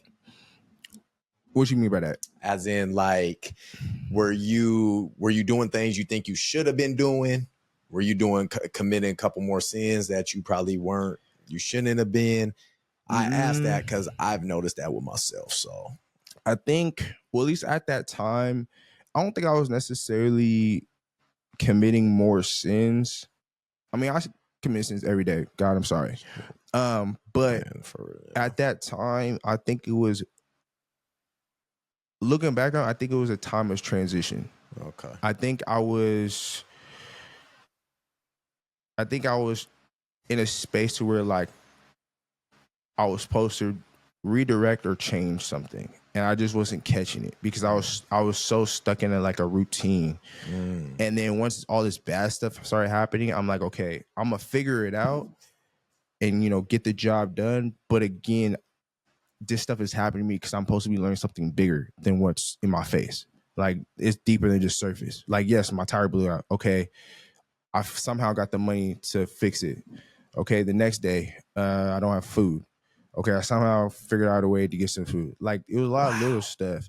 But I think the grand scheme of it was like, it was trying to teach me something. Like, bro, you gotta redirect. You gotta do this. You gotta change this piece of you. Not really a piece of me, but you gotta change this piece of your life. So that way, these problems that you're facing, a bunch of little problems, you're not gonna have to keep facing them. And so at that time, I was like, every time I was going through a problem, somehow, some way, I was always able to figure it out and get it done. And so I ended up calling myself OT because I was like, I want every time somebody says my name or every time I say my own name, I want something to remind me that every problem or every solution or everything that happens in my life happens on time. And I mean that in a sense of like, for example, like I expected myself to be in a different financial lane like 3 years ago, right? So now I feel like at this point, I'm like, bro, I'm putting in all this overtime to basically get to where I feel like I'm at. But in all reality, it's like, it's not in my time, it's in God's time. You know what I mean? Like God's time is always perfect. And so I, again, remind myself like everything happens on time. It may feel like overtime to us, but it's in perfect time to God. Yeah. So that's why I was like, okay. So now every time I go by that name, it's like a reminder to me. It's like, nah, this is everything happens on time. I feel like it's not, I feel like this shit was supposed to happen 3 years ago. I feel like we were supposed to meet, some odd years ago. I feel like all these other things were supposed to happen years ago, but it's not in my time. But it happened exactly on time. So for sure, I respect that, and I felt that way too. That's something that bothers me at times. Is I experience something now, and I wish I experienced it years ago. Mm-hmm. So I respect that perspective. You're going to win long as you keep that perspective, because really what it is our human nature of wishing we had more time. Facts. I think a lot of people get scared of getting older, dying of old age. Yeah. But you got to remember, and this is everybody, I'm saying you have to remember, you could get hit by a car tomorrow. Facts. Your life could be done tomorrow. Somebody passes away. It's scary to say, but it's just the truth. So many people they get scared of old age. That's why there's so many anti-aging methods and this and that. But your blessing, like you said, it's on time. Yeah. And we all got to tell ourselves that. But I wish I experienced stuff at 24, 25. I always say, I wish I would have did this and this. The old, I wish I would have did this in high school. Yeah. Everyone says that. It's like, bro. Like the old heads that be at like the YMCA and stuff. Like, I wish I would have pursued this. I wish I would have accepted that scholarship. I could have been in the league now. I'm like, man. Now what are we doing now? I fuck with you, OG, but shut up.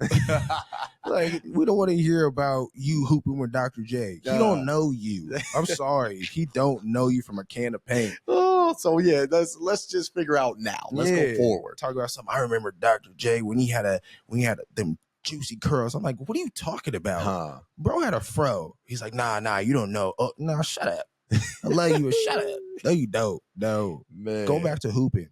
Yeah, let's go forward. Let's figure this out. Let it go. But it's true, man. Life is crazy. People crazy. It's wild. I do feel like some of that that like when you were saying like when people have like all these anti-aging things, I do feel like some of that comes from insecurity. Oh, for sure. Because it's like you trying to, instead of being confident in the position and who you are now, you're trying to chase what you used to be. So it's like, I mean, like, bro, let it go. Like, again, like you got some people at the YMCAs and stuff like, oh, I used to be this and this and that. It's like, okay, cool, but you got to be confident who you are now. Like, every day I see you, I'm happy to see you because you are who you are. I'm not worried about what you was 50 years ago. I'm worried about who you are now. Wow. Like, how are you impacting somebody now? What is life like for you now? What are you doing with life now? Because you can't go backwards. So why are we focused on backwards? It doesn't make sense. You wasting time telling me about everything I used to do 50 years ago, but you have not told me nothing about what you're going to do now or later. That doesn't make sense. Like, tell me what's your next plan. I want to hear your future plans. I want to hear your business ideas. I want to hear what's your aspirations. Like, I want to hear that stuff. For sure. You know what I'm saying? Like, it's always cool to like reminisce for sure, but I feel like if you get stuck on reminiscing too long, you start losing sight of the present and things you can do later. Yeah, that's true. And that's what I like seeing Marlon Wayne's on. He was streaming with Kai Cenat and them. Yeah. I like seeing that. Like, shout out to Kai. Shout out. Seeing the OGs coming aboard and seeing that dynamic. Yeah. It's like, I like that. Cause don't get me wrong. There's OGs giving game back for sure. 100%. But Shout out Snoop Dogg, people like that. Shout out my mentors. Shout out some of my family members. But then there is the ones that they just don't. It's just kind of stuck in their ways. And I'm like, look, I'm not saying give up. I'm saying give back. Yeah. Just all your experience you have on me. You got 10, 20, 30 years. Give back. Yeah. Hey, Des, you need to start doing this right now because I was doing that and it doesn't work or something. You know, pass game alone. Right. I mean, I do it with the young bucks. I'm like, man, come on, let's do this. Let's talk about it. Man, let's figure this out. Change it up. Like it's even like it's kind of like in the dynamic of like basketball. Like Derrick Rose is my favorite basketball player. That's one of my favorites. Derrick Rose. Mm-hmm. Oh, I know that. I love Derrick Rose. Does it break your heart? Just the injuries. Oh, it breaks. It made me sick. And I remember he's the first athlete that I bought a jersey from when he was playing in Chicago. Damn. And it's like the way I look at things is kind of like how he did it. It's like when he was younger, he was moving fast. He was doing crazy athletic stuff. As he got older, he was like changed the game. His game might have been a little slower, but it's still impactful. So I kind of look at that same thing. It's like you got these OGs so stuck on their past life and how they was doing this at a high level, whatever. It's like, okay, I get it, but you can still be as impactful or even more if you just kind of adjust and work with the cards that you have. Right. You know, instead of trying to chase this card that you used to have, the card you have now is still powerful, impactful. You just gotta, sharpen it, fine tune it and use it. Mm-hmm. But some people just don't really think like that. Yeah. Then the other side, they have to listen to though. Yeah. There's some stubborn on the other side. So you gotta sit down. We're in such a quick real world, as in reels, not real, but reels. Yeah. Where it's 20, you got 20 seconds, go.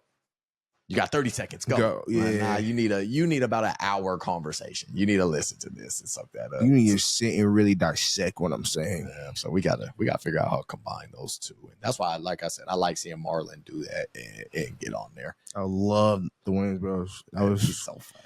They're hilarious. And I'm not gonna lie, that's one of those, like, I look at his brothers and his family, I'm like, bro, y'all are an inspiration. That is beautiful. All your brothers are millionaires? What? And if one wasn't, they're taken care of. What? Like what you need. And then your brothers are literally helping you with like your movies and stuff like that, to where they're either producing it, writing for it, being in it with you. Like, this is literally like a family thing. Like, my brother wins, I win, we're putting each other on. Like, that's how it really should be. Like, it doesn't have to be your blood, but that's how it should be. Like, absolutely. Again, I go back to, me, Barry, and the family, Jesse, Gus, everybody. Dang. Like, everybody's supportive. Everybody is very much like, oh, bet you doing this, we got 110 behind you. We're going to push it hard because we want to see you win, because we know if you win, we all win. If somebody else got something going on, we're going to support it. We're all going to support it. Absolutely. And that's why I love all of them so much, because they're 100% like that. There's no like facade. There's no faking it. Like, it's just them. That's just how they all are. And I appreciate it. Love y'all. Yeah. But I appreciate them for that. That's real talk. I like what you said earlier about business too, by the way, saying you have to take a hit. You got to be able to put your pride aside. You said that started this convo. And I love that. There's this story I heard. Snoop Dogg told it. I thought this story, like, it's funny, but at the same time, it's actually deep.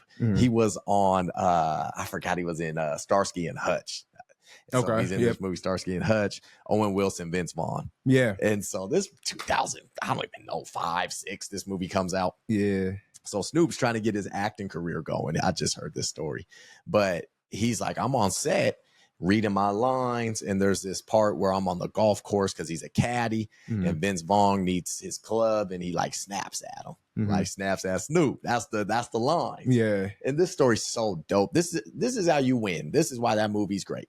One reason why is because, so they start doing the scene, and Snoop's doing his part, and Vince Vaughn gets to the snap part, and he goes, and then they play the clip. This wasn't in the script, but Vince goes and slaps Snoop during recording. Right? I know, right? And Snoop's explaining it. So you would think that, but he ate it. Respect. He ate it. And that scene is actually a very good scene. After the scene was filmed, first thing Vince did is hugged him and said, please don't kill me. And Snoop said, "Look, bro, I get you the A actor here. I'm the new guy." Yeah. That mentality, you got to take a hit sometimes, OT. I'm not saying let someone slap you, Yeah. but if you look deeper into that, you got to take hits and put your pride aside. And for Snoop Dogg to do that, I thought that was sick, bro. Mm-hmm. It's kind of same thing with Michael Jordan and Dennis Rodman. Used to be enemies, hated each other. Yeah. Dennis was on the Bad Boys, beating Jordan up. Beating his ass. I remember that. They use all 6 fouls on him. You know, and people can take something from that. You gotta understand that things are gonna hit you, things are gonna happen. How do you roll with those punches? What do you do for the greater good? Snoop took a slap, and Starsky and Hutch is a hilarious good movie. I'm a movie fiend. I love that movie. Didn't know that till almost 20 years ago, 20 years later. It's deep. Same with Jordan and them. I'm like, bro, Rodman said, "Look, man, I'm just trying to help y'all." You know, 6-7 years later, he's helping them win 3 more. Yeah, it builds that character. I feel like the hits matter the most. Like they really, I feel like they determine if you're gonna make it and if you really want it. Because I used to always say, like, if you stop now, you never really wanted it. So it's like when you get hit, okay, it's cool. But if you want it this bad, you gotta understand that's gonna happen a lot more. And I just always look at things like, bro, I'm ready to take as many hits as I have to get this. As long as I get it, I could care less if I have to go through a hit every single day. Every single day. I'll go to war about this every single day for the rest of my life. As long as I know that I'm progressing to get what it is that I'm trying to get. Yes. Because I just feel like that's like, again, it builds that character. It builds that stamina to go through. Like, again, like life is just so like, life is chaotic. Life is pain. Life is a lot of negativity, and it's also a lot of positive too. It's a lot of love and things like that. But it's just like you can't act like that other side of the negativity stuff doesn't happen. You can't avoid it. It's gonna happen, especially if you're pursuing something that you really want. And we talked about the enemy knows that if you pursue what you want, you're gonna change the game forever. You're gonna go through some hits. Like, I feel like for me, my mindset is more like, the more hits I go through, the more I feel like I'm going the right way. If I'm sitting here and I haven't gone through nothing, I'm like, okay, something's off. You know what I mean? Like, you know, you hear the phrase like, if you don't got no haters, you're doing something wrong.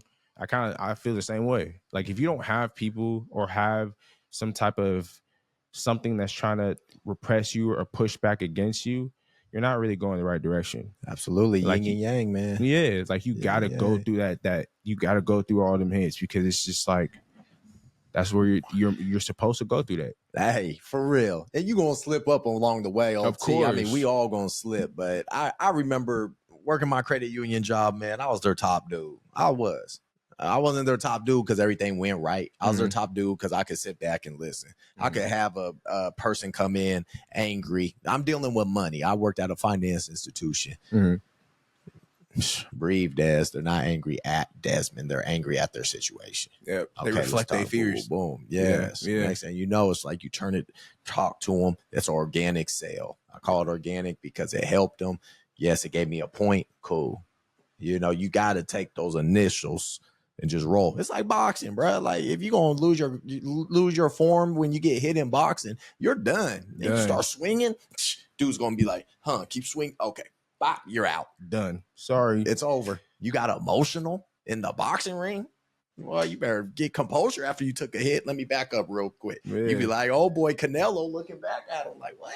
Man, playing with him. You know, so that's life, man. It's crazy. I want to ask you for basketball, how did it feel when you were done playing overseas? Was that, speaking of punches, was that a punch where? I mean, even like right now, like I'm like in the process of working on kind of like getting back to that. Oh, really? Yeah. I've just been kind of keeping it very low key just because I have so much other stuff going on. For sure. But at that time when I was going consistently and then I stopped. Well, okay. The main reason why I stopped was because at that time I didn't have a car. Right. And you were across seas? No. So like basically, when I was going overseas and stuff, it was cool. And then I came back because I used to go overseas for like only like a few weeks. I was a part of a team, but it was more like a kind of like almost like a summer team type deal. You know what I mean? So like you pay a certain amount of money. They get guys together. We go over to you pick whatever like there's like multiple tours. You pick which tour you want to go on to, and then you go over there for either like 2 weeks or 4 weeks. I think I did one time. I went on 3 tours at one time. So I went overseas for 6 weeks. I was in 2 different countries, and I think I ended up going to 5 or 6 different cities. Wow. So I was in Paris, France. I was in Valence, France. I was in Munich, Germany. I was in Little Rock, Germany. I think I was in Sweden at one point too. Oh wow! So I was bouncing around, but yeah, it was basically something I did. You know, you do it for like a few weeks and come back. Then the next following year, you go back and do it again. So I did that for like 3 years straight. And my last one I went on, I always try to keep up hooping, even when I come back, because obviously, like, this is something I'm pursuing. This is like I want to do this. You know, I want to get paid for. I want to be professional. But my last tour I went on, I didn't have a car at the time. I had got a job, and I had just went through a situation where I was basically on the streets, and I just remember like at that time I couldn't financially keep up with pursuing basketball. Like I couldn't, because of how drastic my schedule is, mind you, because at the time where I lived, my job was a 45-minute drive for me, and I didn't have a car, so I had to hop on the trains and bus and stuff like that, and it'd take me like 2 hours to get to work. Wow. Mind you, I got to start work at 2:00, but I got to be on because city buses, they have their own schedule. You can't just do whenever you want. So I'd have to be on the bus by 10 a.m. to make sure I can even get to work on time. And I'm going on like 3 different buses to get there. You drained by the time you get to work. Yeah, and then on top of that, I got to do that going back, and I don't get off work till 10. And so then when I get off work at 10, I don't get home till like 1:30 in the morning, damn near, because I got to walk at some point too. Like it's like one of my last bus stop that I used to get off of, I still had to walk 35 minutes to my mom's house. So it's like, even at that rate, like, yeah, I'm close to home, but I still got to go hella far. So at that time, I ended up doing that, and to the point where it's just like, bro, there's no way I can literally wake up early enough to go work out, go to work, be at work all day, get back home at a dummy crazy late time, and then think that like I'm not gonna myself at some point and run it right back. Yeah, because like my sleep schedule is already messed up for sure. But doing that, it's like I would never sleep. I would never get shit done. So I had to make a tough decision, and I was like, you know what, I'm gonna stop hooping. And I ended up like not hooping for like a year and a half because I was just grinding so hard. Was that hard though, stopping hooping? Did you? Hell yes. Like to this day, like I just recently hooped like not too long ago. I cramped up hella bad for one. Like my shit was hurting. But when I was hooping, I was just enjoying it. I just remember like afterwards, it was just like I just told myself, I was like, bro, I miss this shit. Like obviously I love my other things I'm doing, I'm pursuing other things as well. But basketball is still one of those things I still want to pursue. And absolutely. When I had that moment where I was able to play for a little bit, I was just like, bro, I remember why I loved this. Because, when you stop doing something for so long, you kind of forget why you loved it. Like, you love it, but you kind of forget that feeling of it until you get back into it. And you're like, bro, I know why I love this so much. Like, that feeling's coming back. And so, yeah, like it definitely did hurt me to stop. Like, even it's so funny too now. Like, so certain people that I tell, like, yeah, I haven't hooped in like a year and a half. They'd be like, what the hell? Like bro, you haven't? Like, people knew me for like, I wouldn't go 2 days. If I went 2 days without hooping, I felt sick. Like, that means you're nice at it too. I mean, you're nice if people doing that. Hey, Barry still thinks he could beat me. I tell him all the time he can't. Nice. I love you, but that's never gonna happen. Dang, OT, you gotta send me some tapes. You nice like that. And you know what's crazy? I don't have no tapes. What? I literally have no tapes of me hooping. You nice. Okay. I don't know how that happened. I'm literally the definition of under the radar. Okay. Because I literally have no tapes. The only tapes I have now was my last tour when I went overseas. But even then, I didn't really do much. Damn. So that's why I was like, it's crazy. It's one of those, like, if you don't see me in person, you kind of just got to hear it from somebody else. But you're going to be like dude in Adam Sandler's movie a couple years back. You remember that one? Yes. The Hustle movie? Yeah. I love that movie. Hustle? Too. Yeah. Shout out Hustle. I love that man. movie too. But That yeah, was no, fire. that definitely did. When I stopped, it made me sick. And I think those first probably 3-4 months, I felt myself getting depressed. Man. Like not in a state of like, oh, I don't want to be here anymore. But I just knew that basketball was always something I could go to where if I was having a rough day, it was my outlet. I mean, music is too as well. But that was also one of those things that definitely helped me. Like if I was really mad or if I was really going through something and I just couldn't like get it out, I would go hoop and I would go hard. Like I'm talking like I remember one day I was going through it when I was in high school and I went to the gym for 7 hours. Never done that. But I went to the gym for 7 hours because I was really going through it. Just hooping. I'm talking like game after game. After everybody stopped hooping, I'm still putting up shots. I'm just trying to get the feeling and this pain that I'm feeling in my body right now. I need to get it out. And that's what I just always leaned on. Yeah. And I'm not the best at always expressing my feelings. So that was also helped me because it was like I can't express it, I can't say it, but I can at least like burn it off in me. For sure. And so yeah, definitely those first 3-4 months when I stopped hooping, I was feeling that impact a little bit more because I was just like, dang, I can't hoop to get this out. So now I really have to. I think that would help me too in a way because now it's like I really have to sit and figure this out. I really have to sit and process what I'm feeling. I really got to sit and figure out, okay, if I can't say it, how do I process it enough to where I can still move about my day with it? Yeah. Well, remember, it's energy, right? Yeah. Whether it's good, bad, negative, plus, whatever. So you're recycling it. If you can take that negative and really tame it and recycle it and use it towards good. Yeah. It'd be like that dude that take plastic and make it gasoline nowadays. Yeah. It's I've been watching him. You've been seeing him. I've Yeah, been seeing him. It's the same thing. Protect him because he's doing something. That part, seriously. Bro. I got some plastic bottles you could help me out. Shoot, this gas tank killing me. What? When I seen that, I was like, oh, this is going to be life-changing. I'm nervous. I ain't heard about him for a little bit. I'm a little nervous. I think I seen a video of him like not too long ago, probably like last week. Okay. But I remember when... He was here. Oh, yeah, I did see that. Eugene. I did see that. Yeah. You remember when he like, everybody thought he went missing? Bro, I'm not going to lie, that made me nervous. For real. Because I was like, here we go again. We got another black man that's about to change the world, but he's changing the world for the people, not for the ones higher up gaining off of it. For everybody. You know what I mean? He's changing for everybody. And so when they had that like moment where he's like, oh, he's missing, I was like, oh, shit. Like, here we go. Come on, man. We can't get nothing. Man, he would have been hurt. Yeah, so it's the same thing with you though, man. When you got that energy, recycle it to the hoop court, recycle it to your music, recycle it to your clothing brand. Yeah. You got to remember it. Definitely. It's tough though. I know I got two of my cousins I think of. My cousin Kevin, that dude can hoop. Oh, he can hoop. I wish he would have kept pursuing that. He do city league, but that's just it right there. Then my cousin Isaac, like your age, he might be 24, 25. That boy can go. I hope he get back to it.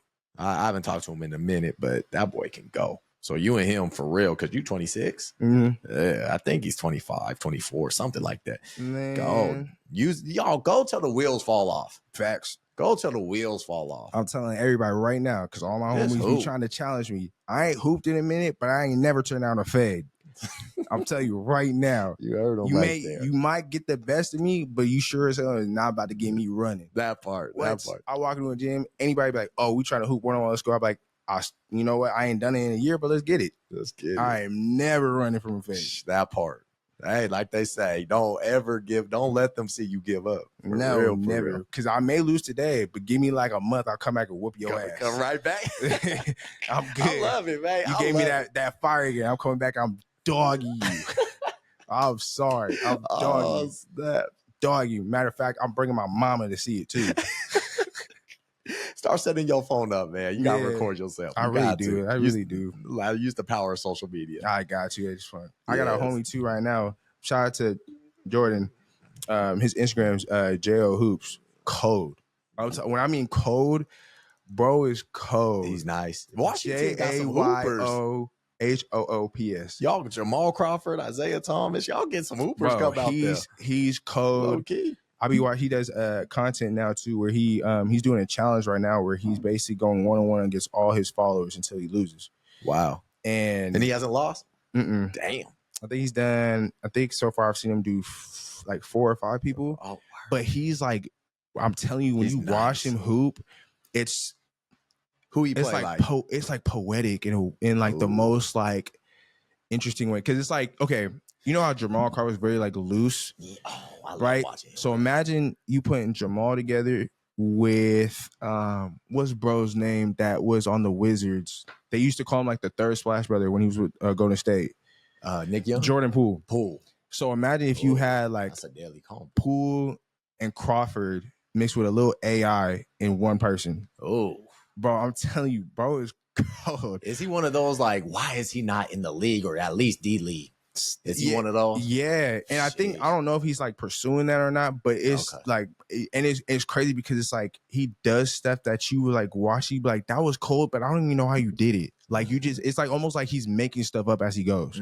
Because I have another friend like that I know, his name is Vontae, and shout out to him, he's a pro. He plays, I think, in Abu Dhabi now. Oh wow. And oh no, not him. Devontae Moffitt. You know, they know who I'm talking about if they know. He's cold too. Jeez. Like, and it's the way he plays, like, because you know he posts clips and stuff like that. And the way he plays is almost like it's so calm and it looks so easy. Like scary. I think that's why I used to like T-Mac so much. I feel like one of his first, like, this is probably like, I think maybe his first pro team that he played on or something like that. I remember he posted like his debut game, he dropped 30. And I was like, and I'm like watching the clips, I'm like, what the fuck? Basketball's so poetic. I'm like, are you sure you're playing at this? Are you sure you're playing at the right level? Right. Like you're really dog walking them, and it's like you're really not even trying. It literally looks like you're not trying. I was like, but it's like, again, like those guys that I be watching, I'm like, y'all are scary good. But it's like you can also tell how much they love it, because it's just like, again, when you love something, you kind of just like you create stuff in the mix of it. But for sure. Yeah, shout out to them, bro. Damn. Shout out to J.O. Shout out to Devontae Moffitt. Shout out to Tacoma. Shout out to Seattle. Shout out to Washington State in general. We got hoopers. Yeah, y'all got some hoopers. Hoopers y'all for really real. Do. But yeah, no, crazy. I've seen some cold people. You speaking of, just so you're from Washington, Arizona area. Yeah, so I was born in Arizona. When I was the age of 2 or like 1.5 going on to 2, I moved to Washington, and I grew up in Tacoma for like 9 years. And then I used to always, like, every summer I used to go back to Arizona up until I think I was like 14 or something like that. I mean, I probably missed a couple summers, but yeah. Summertimes be hot out here. Hella hot. 120 in Arizona. Boil an egg on top of the car. Oh yeah, I did that. I cracked the egg on a sidewalk one time. I just watched it cook. Did you? Yeah, because I was just like, my grandpa like used to joke about it. I used to hear people say it, so I just one day just cracked an egg, and you literally watch it cook. And it, like, I'm talking, my mom done driven through a sandstorm before. Those get crazy too. It was raining out there the past day or two. Yeah, I just seen that today. Rain. It was like flooded. I'm like, it's like that rain should have been here in Washington. Yeah, I'm like, there. dude, what the hell? I'm like, hopefully the sun come out like within the next couple of days and just like, you know, dry it all up. But it was flooding. I was like, that doesn't even look normal. It's crazy. Because I had a beautiful trip there. I was just like, dang. But yeah, I used to go out there every summer, every other summer. Grew up in Tacoma for a little bit. I went to elementary school out there. Went to like middle school out there. I ended up moving out of Tacoma going into my 8th grade. Okay. That's why I ended up moving to Puyallup, which is like Puyallup. It's like right kind of close by it. It's probably like 15 minutes from Tacoma, but it's more of a, I wouldn't call it suburban area, but in a way it is. Because it's not as, well, at that time, it wasn't as diverse, mainly like upper class. But, you know, my mom was just trying to put me in a better, you know, position, which is all pops, every parent, that's what you want. Yeah, environment for sure. But it definitely impacted my life in a lot of negative ways. Just because, I mean, being a black kid, going amongst, you know, a lot of people that are wealthy, comfortable, and obviously, you know, let's just keep it a buck, they were white. You know what I mean? So a lot of things was happening to me at that time, especially I'm young too. So it's just like, you know, mentally I know I'm in a different place, but what's happening to me, what I'm experiencing, it's like I didn't really know how to go about it. And especially the fact it's like too, like there was stuff that used to really like make me angry. Like I used to get mad about certain stuff. I just didn't know how to go about it. I didn't know how to always stay composed. And I'm not like saying like I used to fight a lot or nothing like that, because I wasn't really like that. Not saying like I was like a wuss or nothing, but I always thought of my family, because I'm I'm the only man in the house. So if I go out of my way and do some extra shit, I could be potentially putting my mom in more struggle. And kind of what you said earlier, people acting out of the line when you got to keep the mission in mind. You got to keep the mission in mind. So that's why, like, even sometimes I would put up with stuff. I would put up, I used to get bullied.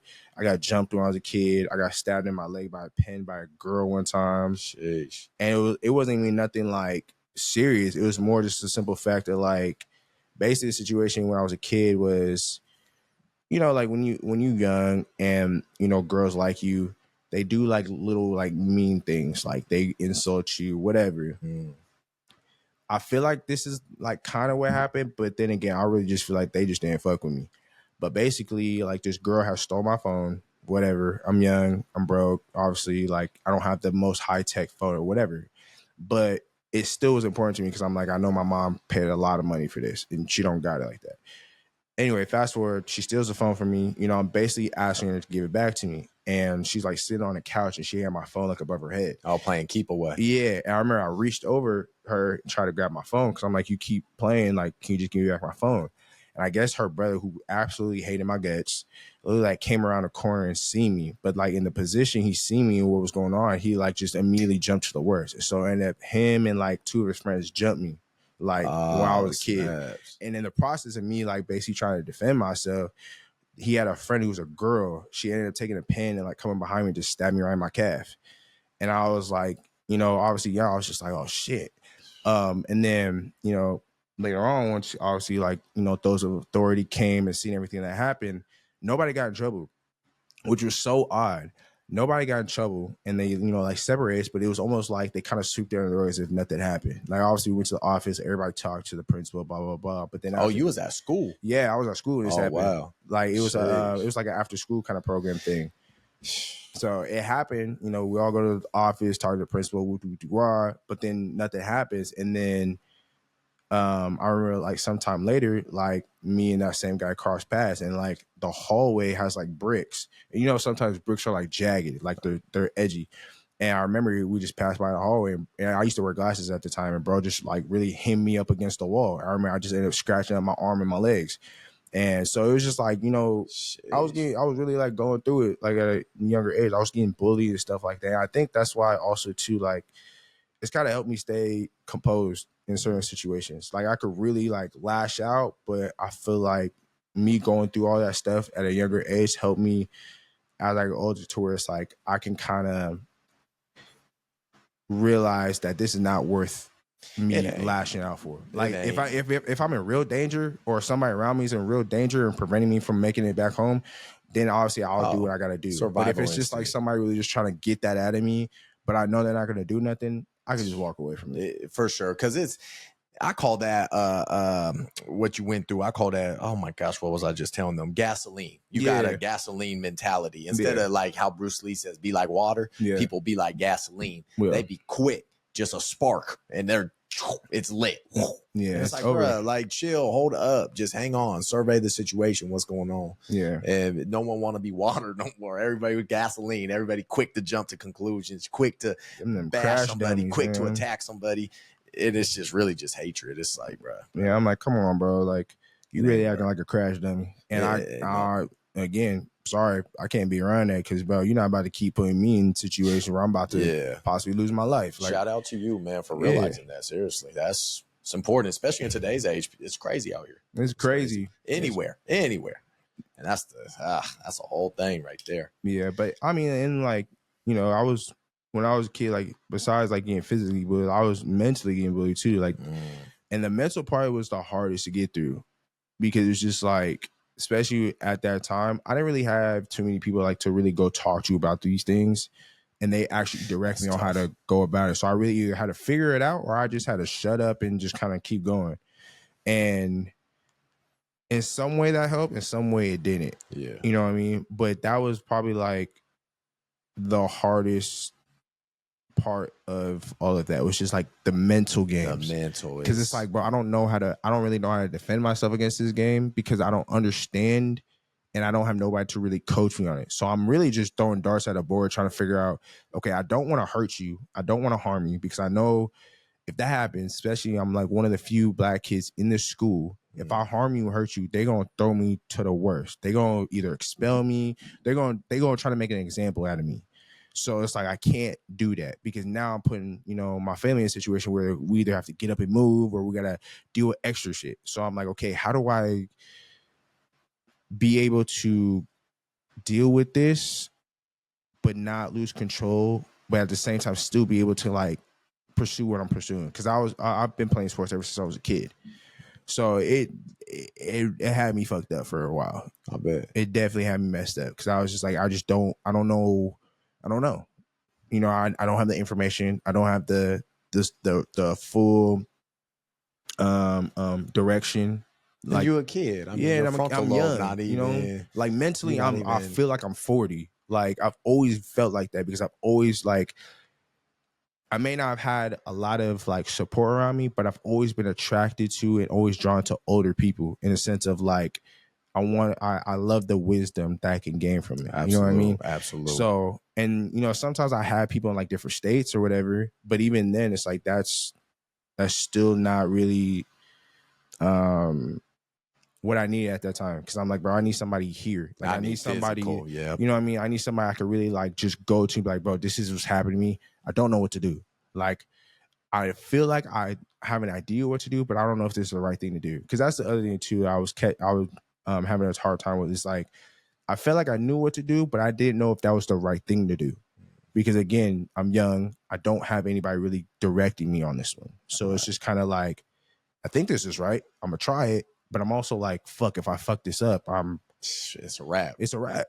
So it just had me messed up. But again, I feel like that all led to how I am now. I'm very much how I am now, to where it's like, okay. And it helps me too, you know, some of my little bros that I talk to, that those situations help me to where it's like, I know what you're feeling. I know what you feel like. I know what it feels like to be in a space where you're like, bro, I don't have nobody to talk to and I need an answer. If I don't get an answer, the answer I'm gonna come up with is probably gonna put me in a bad spot. Well, yeah, experience. You're supposed to walk that path so you can let others know ahead. Yeah. So that's key. And that's why it's cool to hear how that shaped you. So man, it's definitely a blessing. Definitely. Appreciate you. I like you said, we were talking about earlier, you gotta go through these hits. Got to. They mean the most. They do. You know, they do. And I laugh because it's tough, but you got to, mate. You got to. Man. That's why I'm grateful. I didn't grow up super rich and all the life was just great. It's just man. What? Just gotta go do Ghetto French toast. I remember that. I'm talking, you get the toast, you get the cinnamon, you get the sugar, and you get the syrup. There you go. Just go. That's it. Call it good. Call it good. Man. Well, OT, we got rap. We're just hitting that time. So love ya. Appreciate you, man. Seriously. For sure. I appreciate it. You're a real one, mate. Of course. Thank you. Blessings to you. Blessings. Definitely. Will you hit number one, mama? Yeah, buddy. And y'all, that's another episode of Garage Talks. Thank you for joining in. Shout out to OT. Great conversation as always. Hug your loved ones. Be present because your presence is a presence. And make sure, ring that noti bell. Hit that sub button. Until next time, love you.